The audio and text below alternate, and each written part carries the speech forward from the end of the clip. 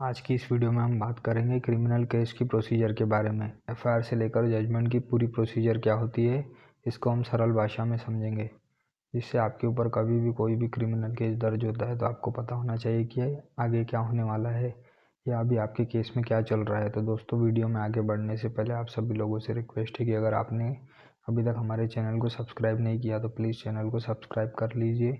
और दोस्तों, आप तक ऐसी इंपॉर्टेंट जानकारी पहुंचाने में बहुत मेहनत लगती है, तो दोस्तों वीडियो पसंद आए तो प्लीज़ वीडियो को लाइक ज़रूर करें। तो चलिए दोस्तों, शुरू करते हैं आज की इस वीडियो को। तो दोस्तों, क्रिमिनल केस दो टाइप के होते हैं। पहले आते हैं पुलिस केस और दूसरे पे आता है कंप्लेंट केस। तो दोस्तों, पुलिस केस वो होते हैं जो पुलिस की दी हुई शिकायत पर या पुलिस के द्वारा कोर्ट में दर्ज हुई रिपोर्ट के आधार पर फाइल किए जाते हैं। दूसरी ओर कंप्लेंट केस वो केस होता है जिसमें शिकायतकर्ता खुद कोर्ट में केस फाइल करता है, जो कि सीआरपीसी की धारा 200 के अनुसार फाइल किया जाता है। तो दोस्तों, हम आगे समझेंगे कि किस प्रकार दोनों केसेस में प्रोसीजर क्या होती है। तो दोस्तों, पुलिस केस की शुरुआत होती है जब कोई भी अपराध की घटना की रिपोर्ट पुलिस को मिलती है। अगर वो घटना कॉग्निजेबल मतलब यानी संगीन अपराध वाली श्रेणी की घटना होगी तो पुलिस धारा 154 के अनुसार उस अपराधी के खिलाफ एफआईआर दर्ज करती है। और अगर घटना नॉन कॉग्निजेबल ऑफेंस की श्रेणी में आता है तो उस अपराध के अगेंस्ट में एनसीआर दर्ज होता है। उसके बाद कोर्ट की परमिशन के बिना पुलिस आगे जांच नहीं कर सकती।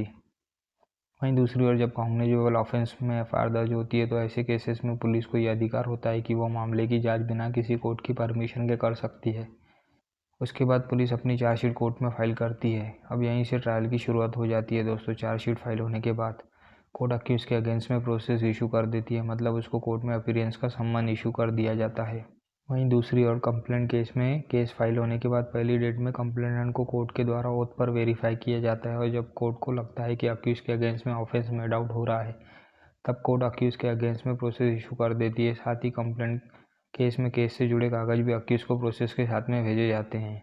उसके बाद वो केस अगर सेशन ट्रायबल होता है तो वो केस सेशन कोर्ट को ट्रांसफ़र किया जाता है और सेशन कोर्ट संज्ञान लेने के बाद प्रोसेस इशू कर देती है। अब दोस्तों, आगे बढ़ते हैं। तो दोस्तों, जब पुलिस केस में अक्यूज प्रेजेंट होता है तो उसको पुलिस पेपर मतलब copy of chargesheet free of cost धारा 207 सीआरपीसी के अनुसार प्रोवाइड की जाती है। उसके बाद मजिस्ट्रेट की ड्यूटी है कि अगर वो case tribal bye session court होगा तो वो धारा 207 के कॉम्प्लायंस के बाद धारा 209 सीआरपीसी के अनुसार केस को सेशन कोर्ट को कमिट कर देता है, मतलब कि ट्रांसफ़र कर देता है। उसके बाद आगे बारी आती है चार्ज या पर्टिकुलर की। तो दोस्तों, सेशन जज हो या मजिस्ट्रेट का कोर्ट, पुलिस केस हो या कंप्लेंट केस, सबसे पहले ट्रायल शुरू करने से पहले अपराधी का पर्टिकुलर अथवा चार्ज किया जाता है, मतलब कोर्ट के द्वारा आरोपी से यह पूछा जाता है कि आपके खिलाफ इस घटना के तहत मुकदमा दर्ज हुआ है, क्या आपको गुनाह कबूल है। अगर आरोपी हाँ कर देता है तो उसको उसी वक्त ऑफेंस की ग्रेविटी को देखते हुए सज़ा दे दी जाती है। अगर वो कहता है कि मुझे गुनाह कबूल नहीं है तो ट्रायल शुरू किया जाता है।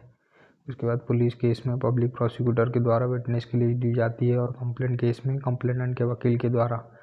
उसके बाद कोर्ट में विटनेसेस को एग्जामिन किया जाता है। सबसे पहले पब्लिक प्रोसिक्यूटर और कंप्लेनेंट के वकील के द्वारा विटनेस की चीफ ली जाती है। उसके बाद अक्यूज और उसके एडवोकेट को विटनेसेस को क्रॉस लेने का मौका मिलता है। उसके बाद सरकारी वकील या कंप्लेंट के वकील के द्वारा जब विटनेसेस को क्लोज किया जाता है तो कोर्ट के द्वारा आरोपी के अगेंस्ट में जो भी बातें आई होगी उनको 317 के स्टेटमेंट में पूछा जाता है। अब इसका क्या आंसर देना है वो सिर्फ आरोपी के ऊपर निर्भर करता है। अगर वो गलत भी जवाब देता है या आंसर नहीं भी करता है तो उसको इस बात के लिए पनिश नहीं किया जा सकता। उसके बाद आती है बारी डिफेंस विटनेस की। तो दोस्तों, 313 के बयान में ही कोर्ट के द्वारा किसको पूछा जाता है कि आपको अपने बचाव में खुद की या किसी और की गवाही दर्ज करानी है क्या। तो दोस्तों, अगर अक्यूज की तरफ से कोई भी विटनेस देना होगा अपने बचाव में तो वो दे सकता है। इसकी भी प्रोसीजर सेम होती है। पहले अक्यूज के वकील के द्वारा उस विटनेस की चीफ ली जाती है। उसके बाद कंप्लेनेंट या पब्लिक प्रोसिक्यूटर के द्वारा क्रॉस ली जाती है। इसके बाद नेक्स्ट स्टेज आती है फाइनल आर्ग्यूमेंट की। तो सबसे पहले पब्लिक प्रोसिक्यूटर या कंप्लेनेंट के वकील के द्वारा अपनी क्लोजिंग आर्ग्यूमेंट कोर्ट के सामने पेश करते हैं। उसके बाद अक्यूज का वकील अपनी फाइनल आर्ग्यूमेंट करता है, जिसके बाद क्रिमिनल ट्रायल की आखिरी और इम्पोर्टेंट स्टेज जजमेंट की है। इस स्टेज में जज या मजिस्ट्रेट ट्रायल में लिए गए विटनेसेस के बयान, पेश किए गए एविडेंस और अक्यूज के स्टेटमेंट को ध्यान में रखते हुए अपना फैसला सुना देते हैं। तो दोस्तों, आशा करता हूँ कि आपको क्रिमिनल ट्रायल में जो जो भी बातें होंगी वो समझ में आई होंगी। अगर वीडियो अच्छा लगता है तो प्लीज़ चैनल को सब्सक्राइब कर वीडियो को लाइक ज़रूर करें।